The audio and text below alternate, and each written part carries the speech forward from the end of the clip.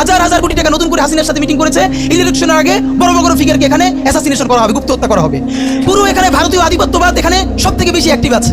এখানে আওয়ামী লীগের হাজার হাজার কোটি টাকা, তার সচিবরা, তার পুলিশরা, তার পান্ডারা সব রয়ে গেছে।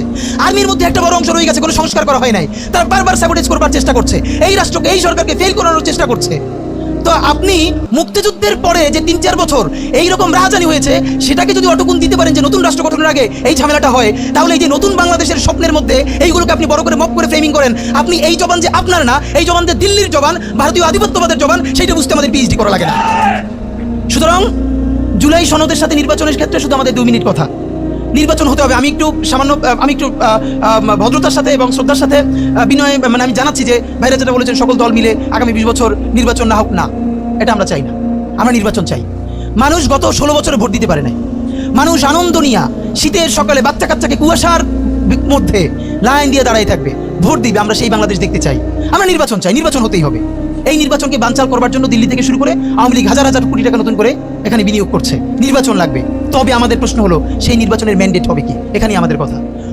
কোনো ধরনের আপোষ ছাড়াই নতুন নির্বাচন হইতে হবে জুলাই সনদের ভিত্তিতে। এইটাই আমাদের কথা।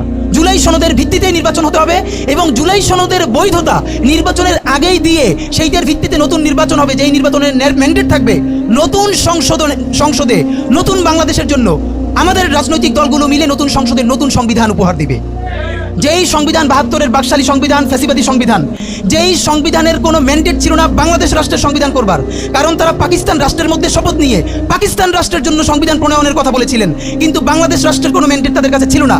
তারপরে তারা সংবিধান রচনা করেছেন, এরপরেও তারা একটা সেই সংবিধানকে লেজিটিমেট করবার জন্য একটা গণভোট দেন নাই। এরপরে যারা 73-এর একটা ভোট চোরের নির্বাচন দিয়েছে, সেই 73-এর নির্বাচনের ভোটের ইশতেহারের মধ্যেও তারা এই সংবিধানকে তারা লেজিটিমেসি দেন নাই, ইশতেহারে রাখেন নাই। সেই সংবিধানকে যুগের পরে যুগ আমরা বই বাড়াবো, সেই দায়বদ্ধতা তো আমাদের নাই। এবং সেই সংবিধান কেমন ফ্যাসিস্ট সংবিধান করা হয়েছে, যেইটার সাংবিধানিক ভিত্তি দিয়েই আপনি একটা কথা বলতে পারবেন। এই যে সবাই বলে আইনের কথা, বলেন তো বলে একটা কথা, হাসিনা কোনটা বেআইনি কাজ করছে? না, হাসিনা একটাও বেআইনি কাজ করে নাই। সে সমস্ত হত্যা, গুম, খুন এই সংবিধানের আইনের ভিত্তিতেই করছে। সে এই সংবিধানকে ডাস্টবিন বানিয়ে তত্ত্বাবধায়ক সরকার বাতিল করেছে, যা ইচ্ছা করে তাই করেছে। এবার তো সে তো বেআইনি কিছু করে নাই, কথা তো সত্য।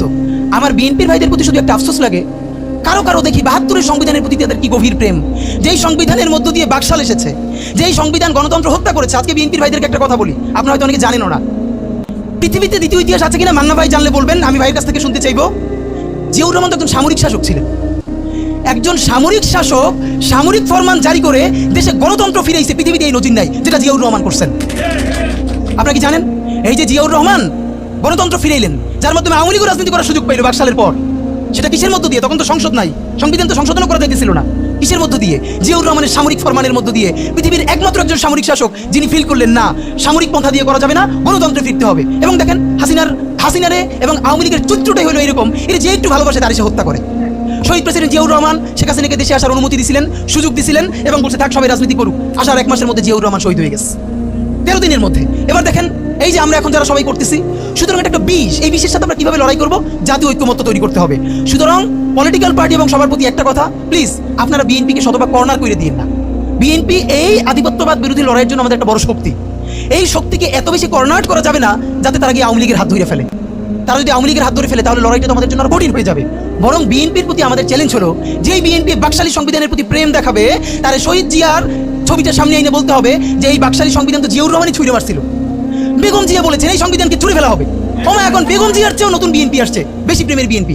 যেই শহীদ প্রেসিডেন্ট জিয়াউর রহমান ইসলামোফোবিক জায়গা থেকে বাংলাদেশের মুসলমান, বাঙালি মুসলমান সব আইডিয়াকে ধারণ করে বাংলাদেশের জাতীয়তাবাদ তৈরি করলেন। এখন একটা নতুন বিএনপি গজাচ্ছে, কেউ চেষ্টা করতেছে পুরো বিএনপিটাকে একটা ইসলামোফোবিক বিএনপি করা। এ কি ভাই?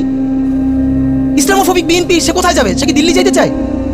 আমরা আমাদের প্রথম চ্যালেঞ্জ হলো স্বাধীনতা সার্বভৌমত্ব রক্ষার সাথে এই বিএনপিকে শহীদ জিয়ার কাছেই রাখতে হবে, এই বিএনপিকে বেগম জিয়ার কাছেই রাখতে হবে।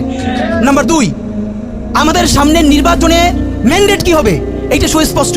জুলাই সনদের ভিত্তিতে যদি নির্বাচন না হয়, এই নির্বাচন আপনারা চাইলে করেন, আমরা কেউ ভোট দিতে যাব না। নাম্বার 3, সেই নির্বাচনের পরে সংসদের ম্যান্ডেট কি হবে?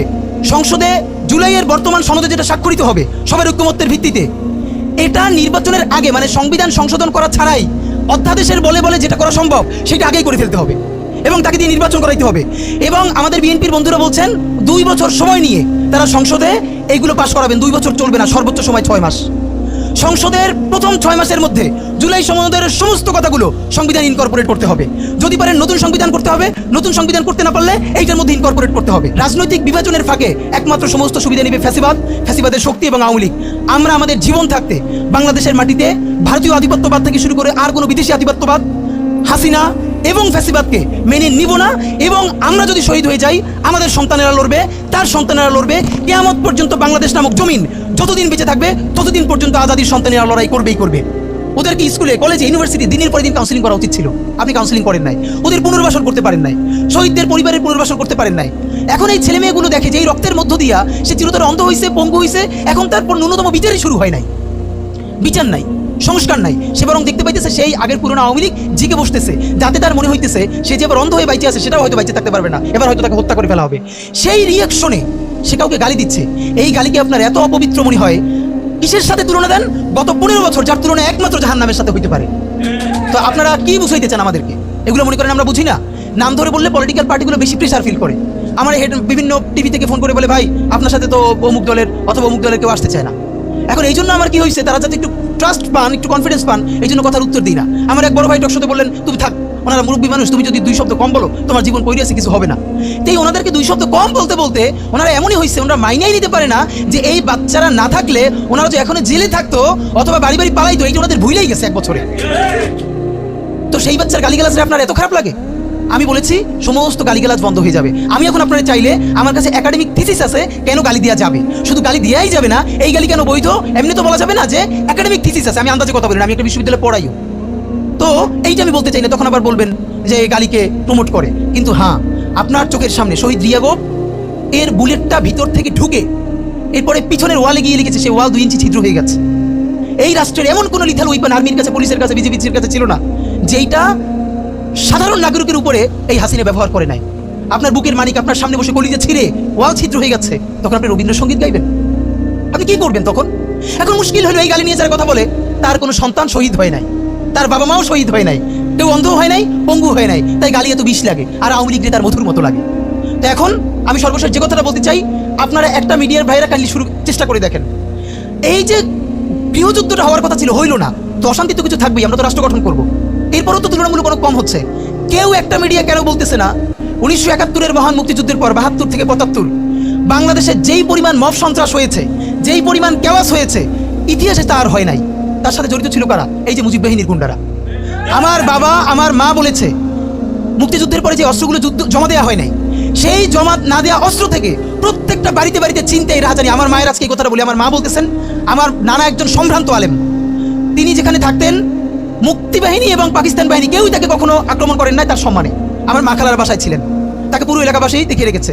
বাট মুক্তিযুদ্ধের পরে আমার মা বলেছে, তখন তার বয়স 16, আমার মা, আমার খালা এবং এলাকার অনেক মেয়েদেরকে যাদের চেহারা একটু ভালো ছিল তাদের গায়ে কালি মেখে তারপরে অনেক সময় মাটির নিচে বাংকার বানিয়ে বা বিভিন্ন জায়গায় রাখা হতো তাদের সম্ভ্রম রক্ষা করবার জন্য। এই মুজিব বাহিনীর গুন্ডারা সেগুলো করেছে না?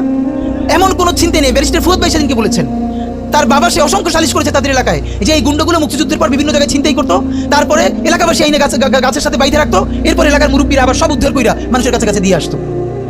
হওয়ারই কথা ছিল একটা নতুন রাষ্ট্র, আইন শৃঙ্খলা বাহিনী প্রতিষ্ঠিত হয় নাই, প্রচন্ড কেওয়াজ হবে, তারপরে নতুন রাষ্ট্র গঠন করতে হবে, আইন শৃঙ্খলা বাহিনী ঠিক করতে হবে, স্বাভাবিক তো। তাহলে মুক্তিযুদ্ধের পরের কেওয়াজ যদি আপনার কাছে মব না হয়, তাহলে এরকম তুমুল গণহত্যার পরে যখন গৃহযুদ্ধ হয়ে যাওয়ার কথা সেইটা হয় নাই, বরং এখন এখানে এসালম